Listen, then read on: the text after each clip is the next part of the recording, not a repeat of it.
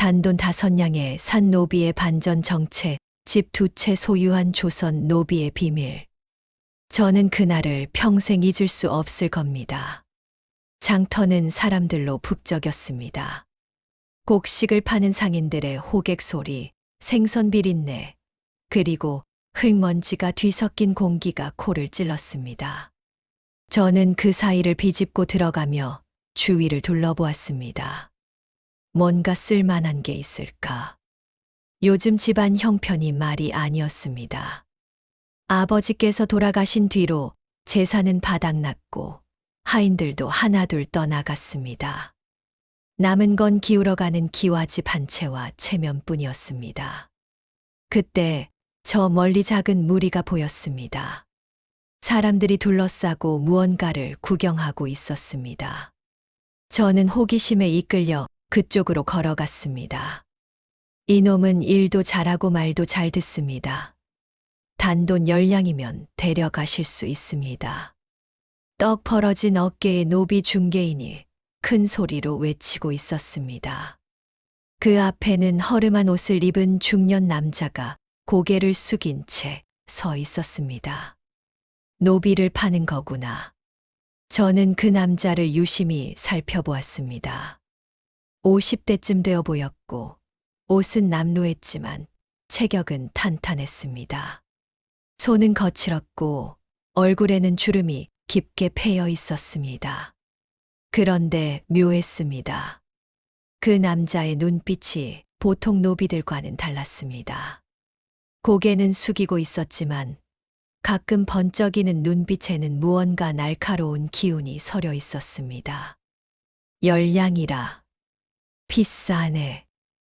누군가가 투덜거렸습니다. 비싸긴요. 이놈은 글도 읽을 줄 압니다. 계산도 할 줄 알고요. 중개인이 목에 핏대를 세우며 소리쳤습니다. 하지만 사람들은 고개를 저으며 하나둘 떠나갔습니다. 요즘 같은 흉년에 10냥은 큰 돈이었으니까요. 저도 돌아서려는데 중개인이 제 옷자락을 붙잡았습니다. 나으리께서 한번 보시지 않겠습니까? 정말 쓸모 있는 놈입니다. 손 치우시오. 나는 돈이 없소. 아이고, 그럼 얼마까지 내실 수 있으십니까? 깎아드리겠습니다. 중개인의 눈빛이 간절했습니다. 아마 오늘 하루 한 푼도 못 벌었나 봅니다. 저는 주머니를 뒤졌습니다. 동전 몇 푼과 은전 5냥이 전부였습니다. 5냥밖에 없소. 5냥이요. 그건 너무 적습니다. 그럼 됐소. 저는 다시 돌아섰습니다. 잠깐만요. 중개인이 다급하게 저를 붙잡았습니다.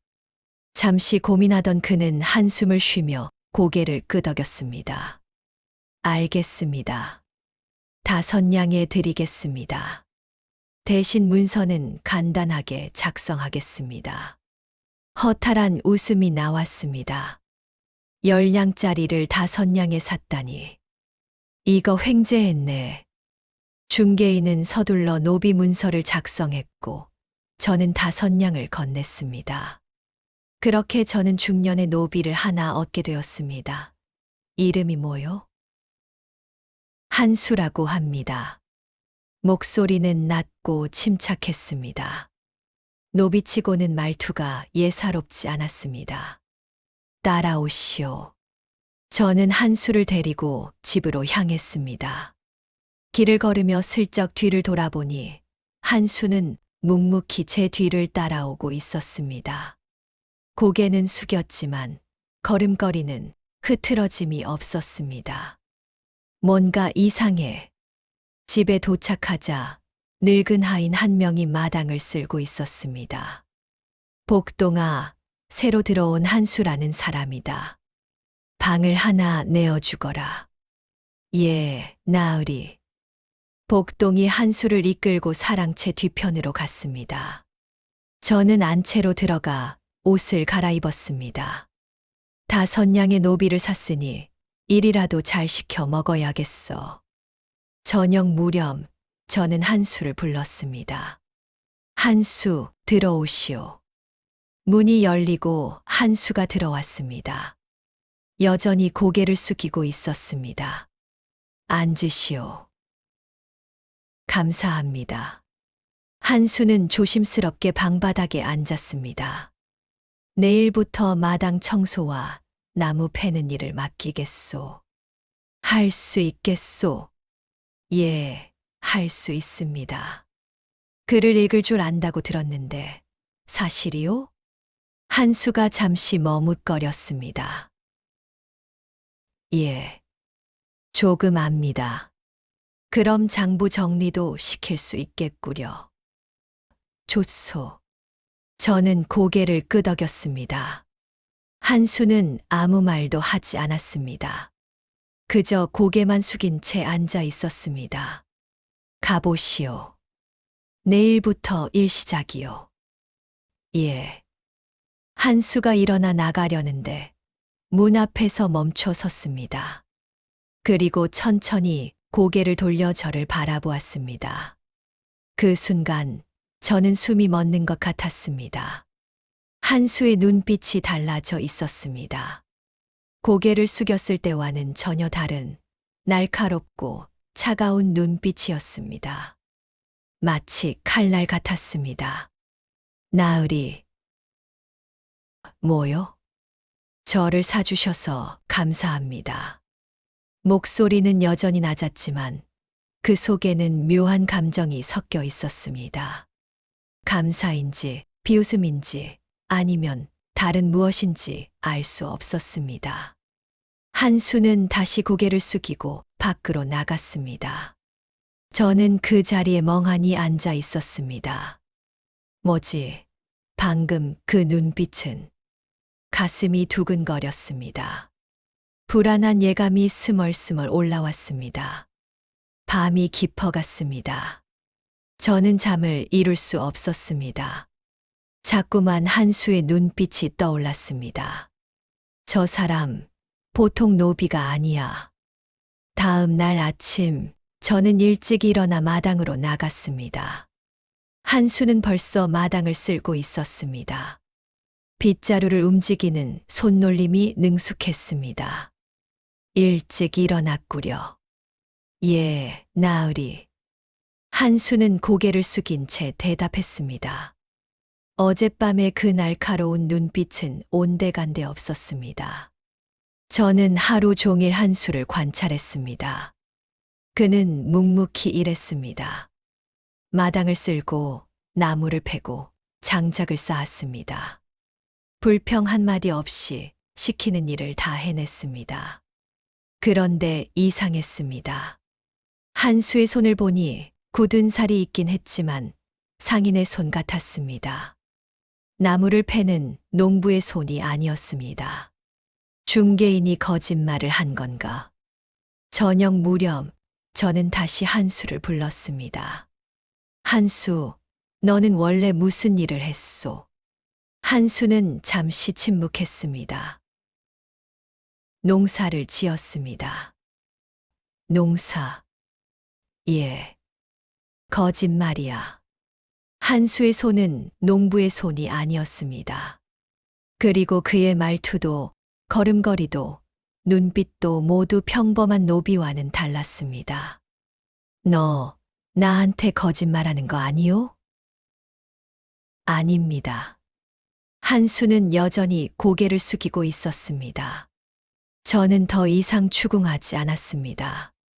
어차피 5냥의 산 노비일 뿐이니까요. 며칠이 지났습니다. 한수는 여전히 묵묵히 일했습니다. 하지만 저는 점점 더 그가 수상하다는 느낌을 지울 수 없었습니다. 어느 날 밤, 저는 우연히 창문 너머로 마당을 내다보았습니다. 한수가 사랑채 뒤편으로 사라지는 것이 보였습니다. 밤에 어디 가는 거지? 저는 조용히 방문을 열고 밖으로 나왔습니다. 한수를 몰래 따라가 보기로 했습니다. 한수는 담을 넘어 밖으로 나갔습니다. 저도 조심스럽게 담을 넘었습니다. 한수는 어둠 속을 빠르게 걸었습니다. 저는 숨을 죽이며 뒤를 밟았습니다. 얼마나 걸었을까요? 한수는 한적한 골목에 멈춰 섰습니다. 그리고 주위를 살피더니 품에서 무언가를 꺼냈습니다. 달빛 아래 번쩍이는 것이 보였습니다. 비단이었습니다. 고급 비단. 노비가 왜 비단을 가지고 있지? 한수는 비단을 다시 품에 넣고 어디론가 사라졌습니다. 저는 그 자리에 멍하니 서 있었습니다. 대체 이 남자의 정체가 뭐지? 다음 날 아침, 저는 한수를 예전과 똑같이 대했습니다. 하지만 마음속으로는 계속 어젯밤 일을 곱씹고 있었습니다. 비단. 그것도 아주 고급스러운 비단. 노비가 그런 걸 가질 리 없었습니다. 훔친 것일까요? 아니면 다른 이유가 있을까요? 한수. 예, 나으리.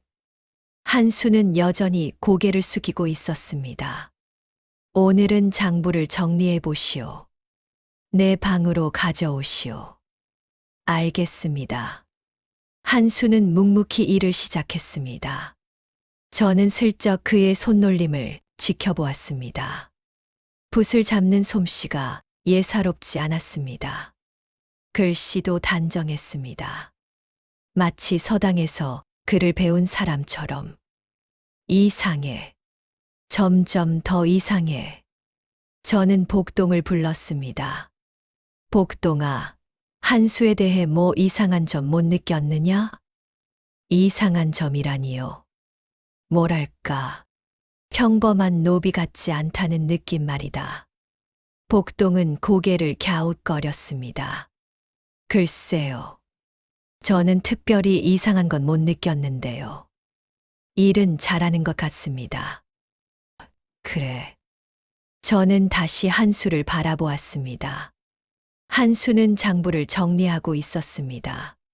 손놀림이 빨랐고 계산도 정확했습니다. 이 사람 분명 뭔가 숨기고 있어. 그날 밤 저는 다시 한수를 지켜보기로 했습니다. 창문 너머로 마당을 내다보며 기다렸습니다. 한 시즌쯤 지났을까요? 한수가 다시 사랑채 뒤편으로 사라졌습니다. 역시 저는 조용히 뒤를 밟았습니다. 이번에는 더 조심스럽게, 들키지 않게. 한수는 어젯밤과 같은 골목으로 갔습니다. 하지만 이번에는 더 깊숙이 들어갔습니다. 저는 숨을 죽이며 따라갔습니다. 한수가 멈춰 선 곳은 낡은 기와집 앞이었습니다. 대문은 닫혀 있었고 불빛은 보이지 않았습니다. 한수는 주위를 살피더니 대문을 두드렸습니다. 똑, 똑, 똑. 3번. 잠시 후 대문이 열렸습니다. 안에서 누군가 나왔습니다. 얼굴은 보이지 않았지만 체격이 건장한 남자였습니다. 늦었군. 남자의 목소리가 낮게 들렸습니다. 미안하오. 주인이 의심하기 시작했소. 한수의 목소리였습니다. 하지만 낮에 듣던 목소리와는 달랐습니다. 더 당당하고 더 또렷했습니다. 주인이라니? 날 말하는 건가? 조심하시오. 들키면 모든 게 끝이오. 알고 있소. 2 사람은 집 안으로 들어갔습니다. 대문이 닫혔습니다. 저는 그 자리에 얼어붙은 채 서 있었습니다. 뭐야? 대체 뭐야? 가슴이 두근거렸습니다. 궁금증과 불안이 뒤섞였습니다. 저는 대문 근처로 조심스럽게 다가갔습니다. 귀를 대문에 바짝 붙였습니다. 안에서 목소리가 들렸습니다. 문서는 준비했소. 준비했소. 하지만 아직 시기상조요. 더 기다려야 하오. 언제까지 기다리란 말이오? 벌써 몇 달째요. 조급하게 굴지 마시오. 한 번의 실수로 모든 게 물거품이 될 수 있소. 한수의 목소리는 침착했습니다. 알겠소. 하지만 더 이상 늦출 수는 없소. 알고 있소. 잠시 침묵이 흘렀습니다. 그 양반, 주인 말이오. 의심하고 있소. 조금. 하지만 확신은 못하는 것 같소. 조심하시오. 그러겠소. 발소리가 들렸습니다. 가까워지고 있었습니다. 저는 황급히 대문에서 물러나 골목 귀퉁이에 몸을 숨겼습니다. 대문이 열리고 한수가 나왔습니다. 한수는 주위를 살피더니 다시 어둠 속으로 사라졌습니다. 저는 한참 동안 그 자리에 서 있었습니다. 문서, 무슨 문서, 그리고 왜 나를 속이고 있는 거지? 머릿속이 복잡했습니다. 집으로 돌아와서도 잠을 이룰 수 없었습니다. 자꾸만 한수의 목소리가 귓가에 맴돌았습니다. 이 사람 분명 뭔가 꾸미고 있어. 그리고 나를 이용하고 있어. 다음 날 아침 저는 결심했습니다. 한수의 정체를 밝혀내겠다고.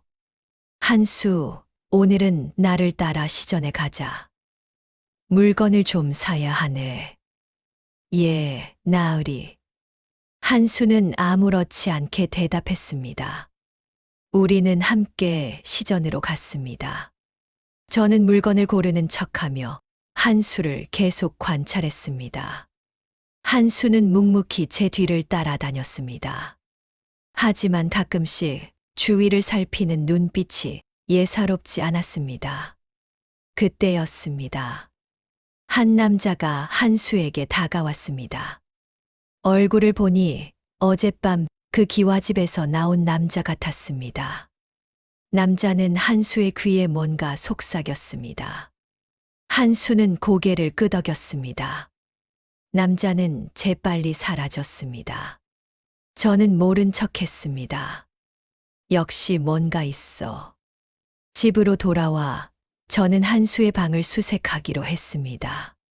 한수가 일을 하러 나간 사이 저는 조용히 그의 방으로 들어갔습니다.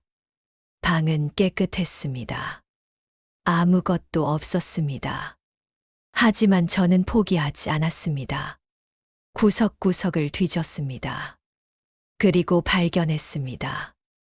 이부자리 밑 작은 나무 상자가 숨겨져 있었습니다. 저는 떨리는 손으로 상자를 열었습니다.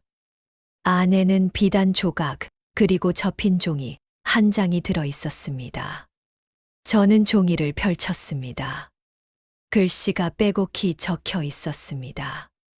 읽어 내려가며 저는 온몸이 얼어붙는 것을 느꼈습니다. 이건. 종이에는 이렇게 적혀 있었습니다. 박진사댁 토지 문서 사본. 서쪽 밭 산마지기, 동쪽 논 이마지기. 원 소유주 이한수. 한수의 본명이 이한수란 말인가? 그리고 토지 문서라니. 이게 무슨 뜻이지? 저는 계속 읽어 내려갔습니다. 10년 전 박진사가 이한수의 토지를 강탈. 위조 문서로 관할을 속임. 이한수는 억울하게 노비로 전락. 박진사. 저는 그 이름을 알고 있었습니다. 우리 마을에서 가장 부유한 양반이었습니다. 땅을 많이 가지고 있고 권력도 있는 사람이었습니다. 그가 한수의 땅을 빼앗았다고?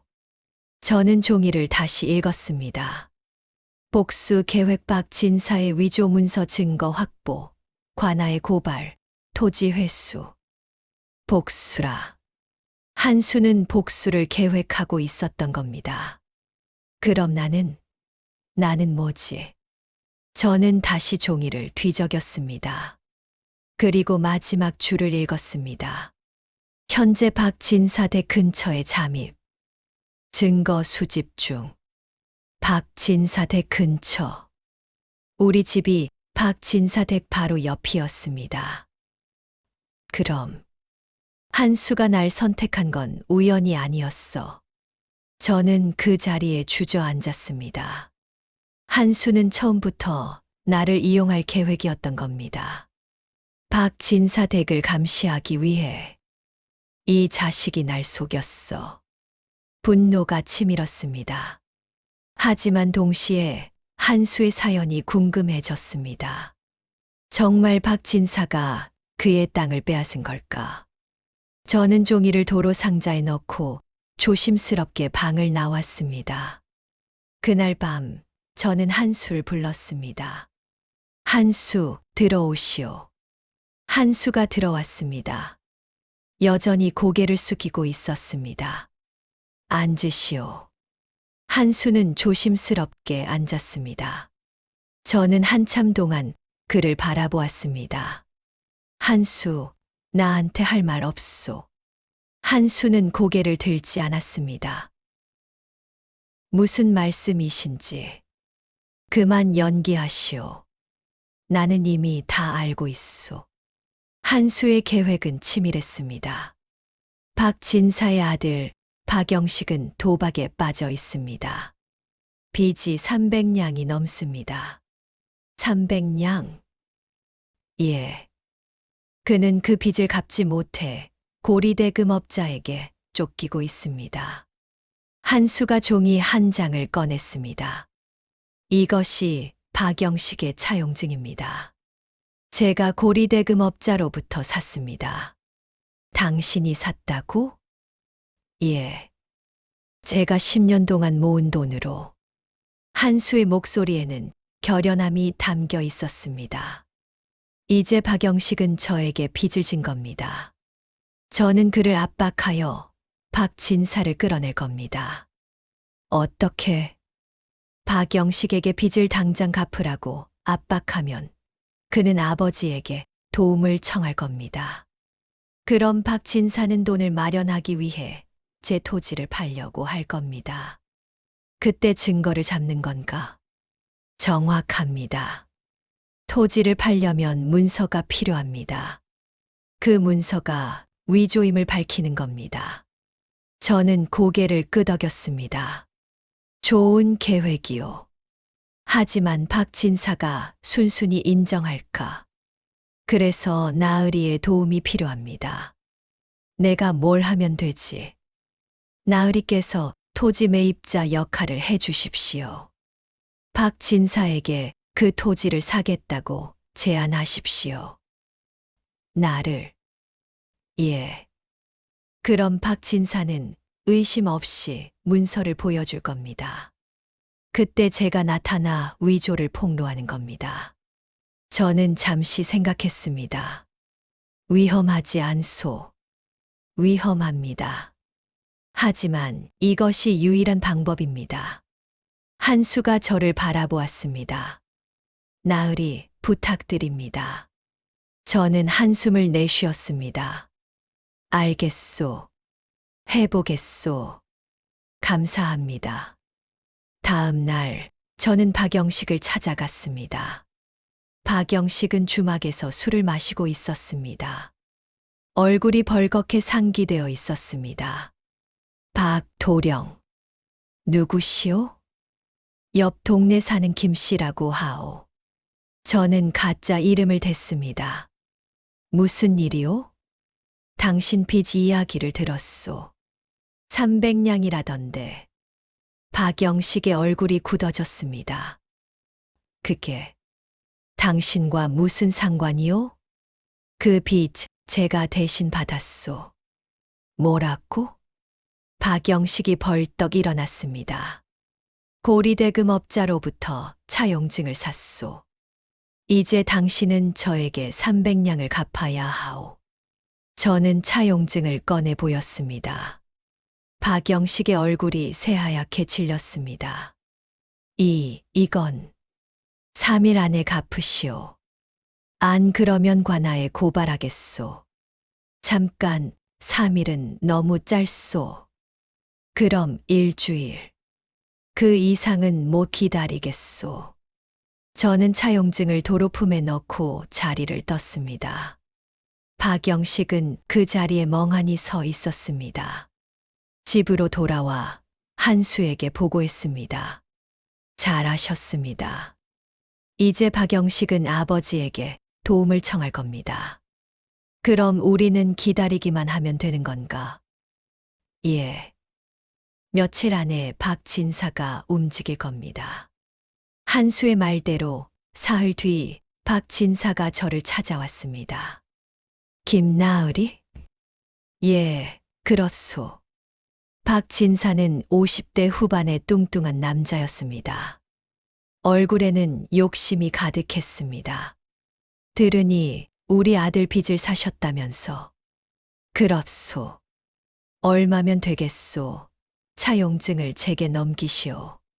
300냥이요. 300냥은 너무 많소. 200냥에 어떻소? 저는 고개를 저었습니다. 안 돼요. 300냥 아니면 거래 없소. 박진사의 얼굴이 일그러졌습니다. 그럼 다른 방법을 제안하겠소. 무슨 방법? 제게 토지가 있소. 서쪽 밭 산마지기, 동쪽 논 이마지기. 그것을 300냥에 팔겠소. 토지. 한수가 말했던 그 토지였습니다. 토지라. 좋소. 하지만 문서를 먼저 확인해야겠소. 물론이요. 내일 제 집으로 오시오. 문서를 보여드리겠소. 박진사가 씩 웃었습니다. 다음 날 저는 한수와 함께 박진사 댁으로 갔습니다. 물론 한수는 노비 행색으로 변장했습니다. 어서 오시오. 박진사가 저를 맞이했습니다. 문서를 보여주시오. 여기 있소. 박진사가 문서를 꺼냈습니다. 저는 문서를 받아 들었습니다. 펼쳐보니 토지 소유주가 박진사로 되어 있었습니다. 좋소. 이 문서로 거래하겠. 잠깐. 뒤에서 한수가 나섰습니다. 박진사가 놀라 한수를 바라보았습니다. 네, 내가 누구냐? 한수는 천천히 갓을 벗었습니다. 저를 기억하십니까? 박진사. 박진사의 얼굴이 굳어졌습니다. 너는 이한수입니다. 10년 전 당신이 땅을 빼앗은 사람. 이한수. 박진사가 뒤로 물러섰습니다. 내 놈이 어떻게 여기? 당신이 들고 있는 그 문서, 위조품입니다. 한수가 품에서 또 다른 문서를 꺼냈습니다. 이것이 진짜 문서입니다. 제 이름이 적혀 있습니다. 저는 두 문서를 비교했습니다. 한수 말이 맞았습니다. 박진사의 문서는 위조였습니다. 박진사, 이게 무슨 짓이오? 위조 문서로 남의 땅을 빼앗다니. 아니요. 이건 오해요. 박진사가 당황하며 변명했습니다. 오해라니. 증거가 여기 있소. 그건. 박진사가 말을 잇지 못했습니다. 그때 밖에서 소란이 들렸습니다. 관아의 포졸들이다. 누군가 소리쳤습니다. 문이 열리고 포졸들이 들어왔습니다. 무슨 일이오? 포졸 대장이 물었습니다. 한수가 앞으로 나섰습니다. 이 사람, 박진사가 위조 문서로 제 땅을 빼앗았습니다. 증거가 여기 있습니다. 한수가 두 문서를 포졸에게 건넸습니다.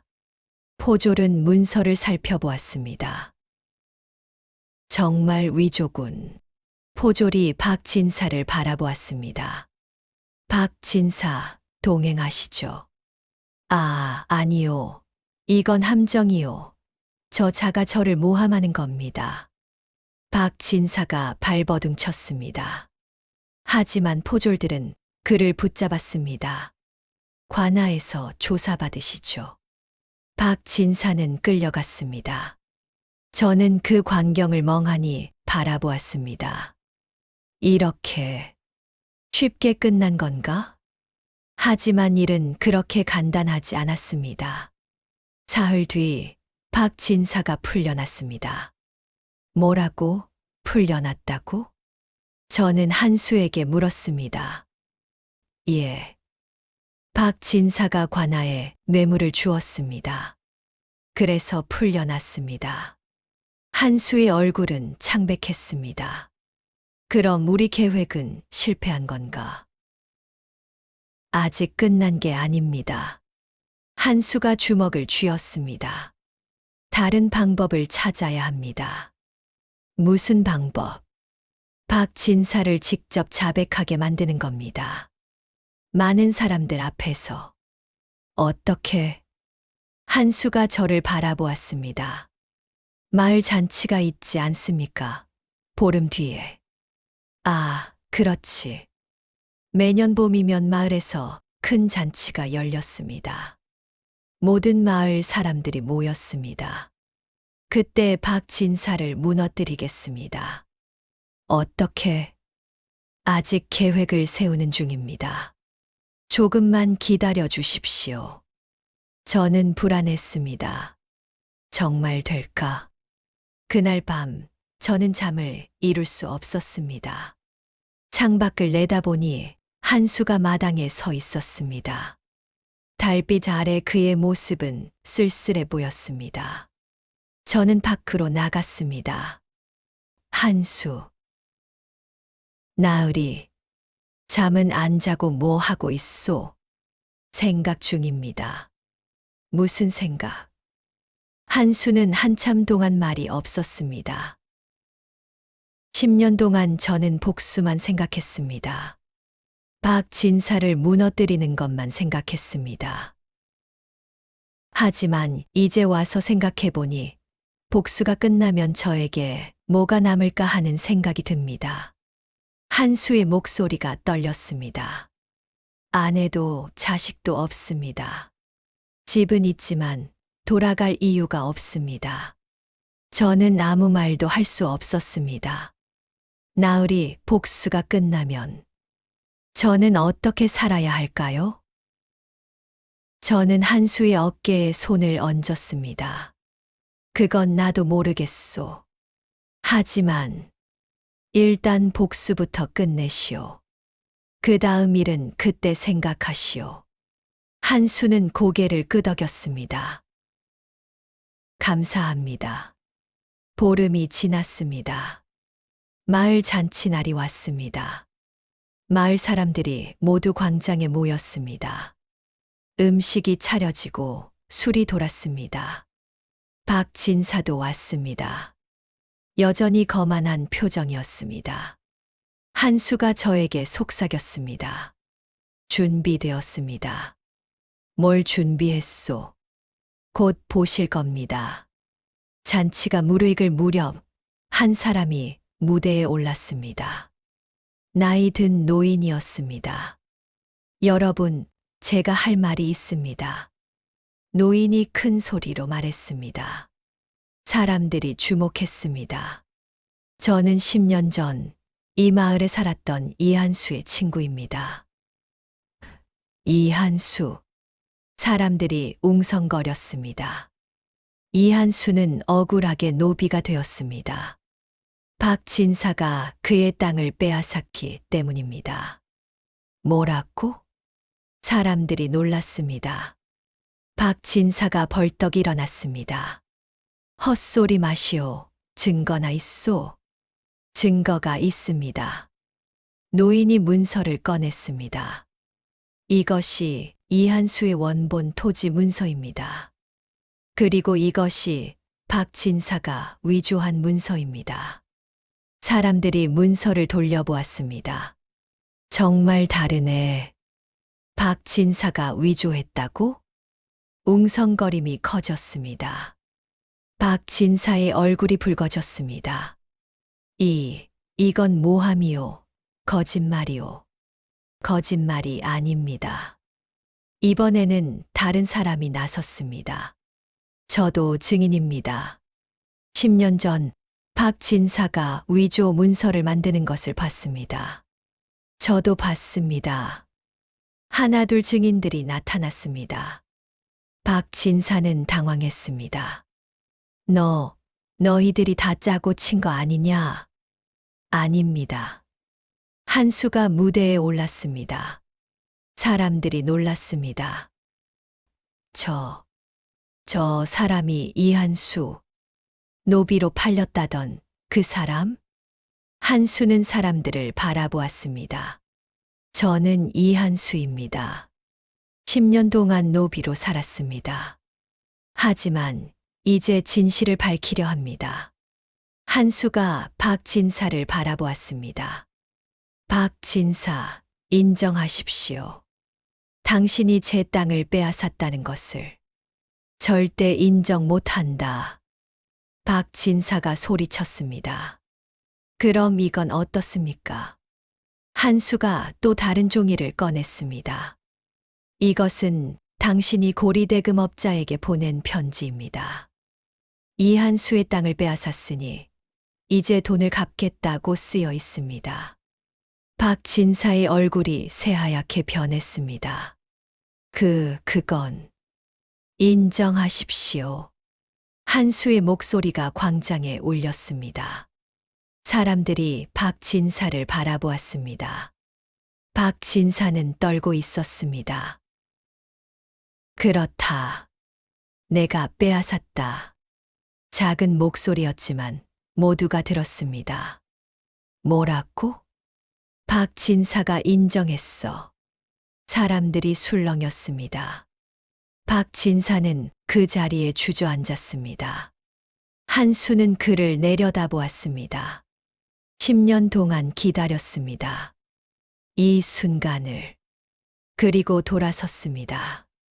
박진사는 관아에 끌려갔습니다. 이번에는 정말로 처벌받을 것 같았습니다. 마을 사람들 모두가 증인이었으니까요. 저는 한수를 축하했습니다. 한수 드디어 해냈구려. 예. 하지만 한수의 표정은 밝지 않았습니다.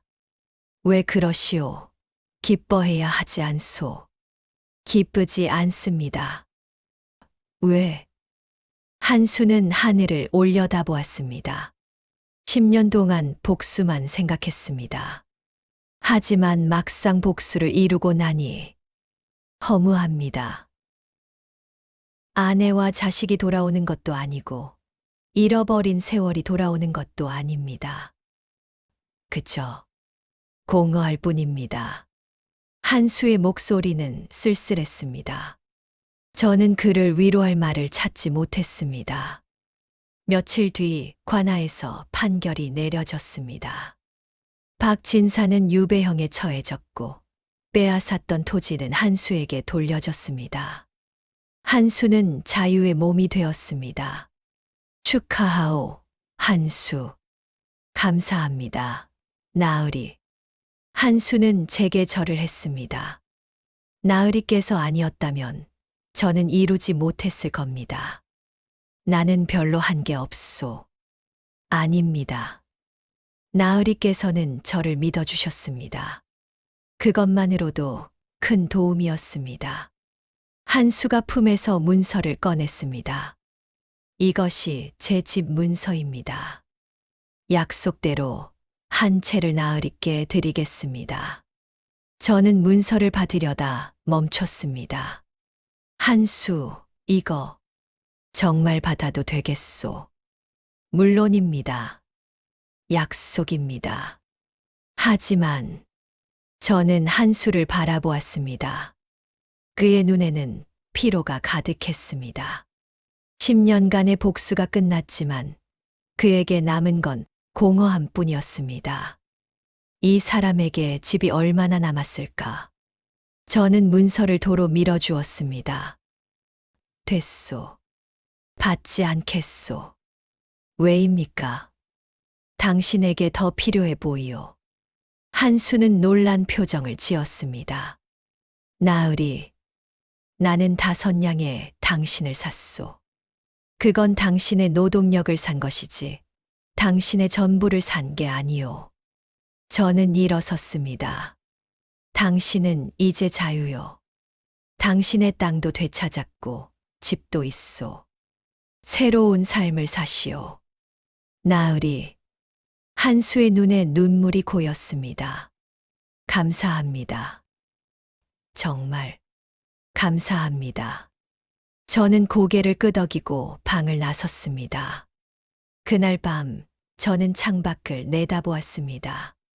한수는 마당에 서서 달을 바라보고 있었습니다. 저 사람, 앞으로 어떻게 살까? 걱정이 되었습니다. 다음 날 아침 한수가 저를 찾아왔습니다. 나으리, 말씀드릴 게 있습니다. 무엇이요? 이 마을을 떠나려 합니다. 떠난다고? 예. 이곳에는 너무 많은 기억이 있습니다. 새로운 곳에서 새로 시작하고 싶습니다. 저는 이해했습니다. 어디로 갈 건가? 한양으로 가려 합니다. 거기서 다시 장사를 시작하려 합니다. 좋은 생각이요.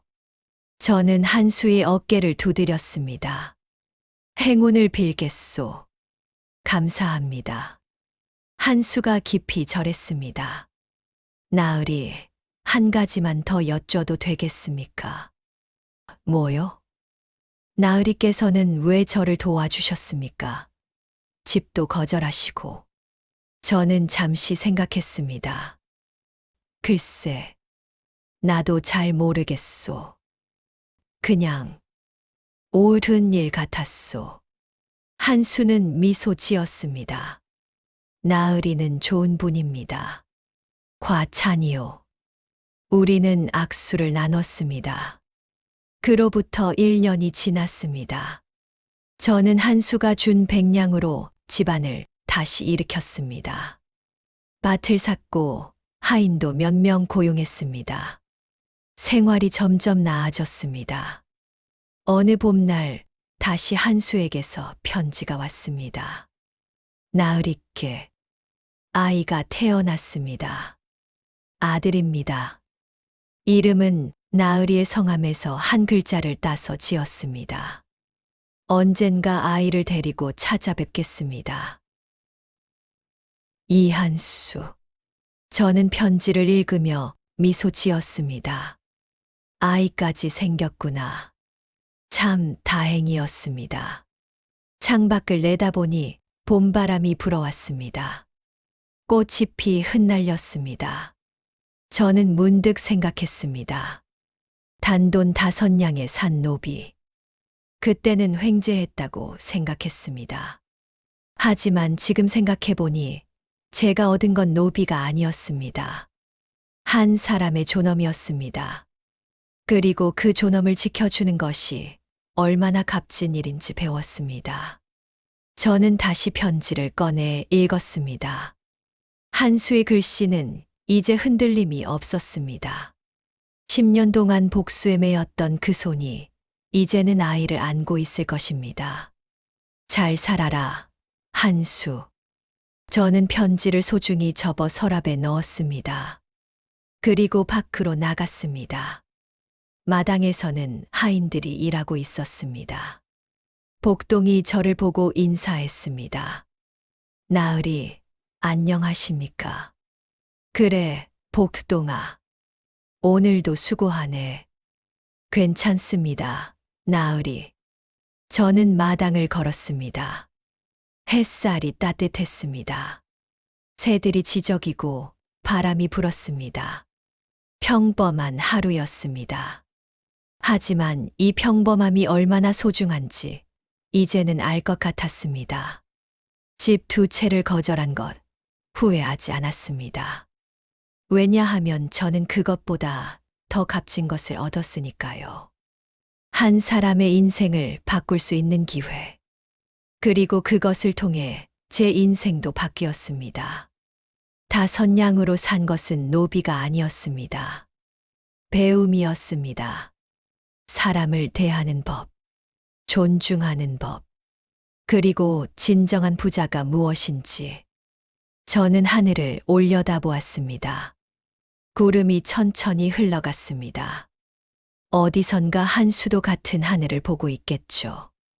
아이를 안고 아내와 함께 저는 미소 지었습니다. 단돈 5냥에 산 노비의 반전 정체. 그것은 노비가 아니라 한 사람의 존엄이었습니다. 그리고 그 존엄을 지켜준 것이 저에게는 평생의 자부심이 되었습니다. 봄바람이 다시 불었습니다. 꽃잎이 흩날렸습니다. 저는 마당을 천천히 걸으며 생각했습니다. 인생은 참 묘하구나. 5냥으로 시작된 인연이 이렇게 아름다운 결말을 맺을 줄 누가 알았겠습니까? 저는 집으로 들어가며 마지막으로 뒤를 돌아보았습니다. 마당은 여전히 평화로웠습니다. 그리고 그 평화 속에 한 수의 기억이 따뜻하게 남아 있었습니다. 끝.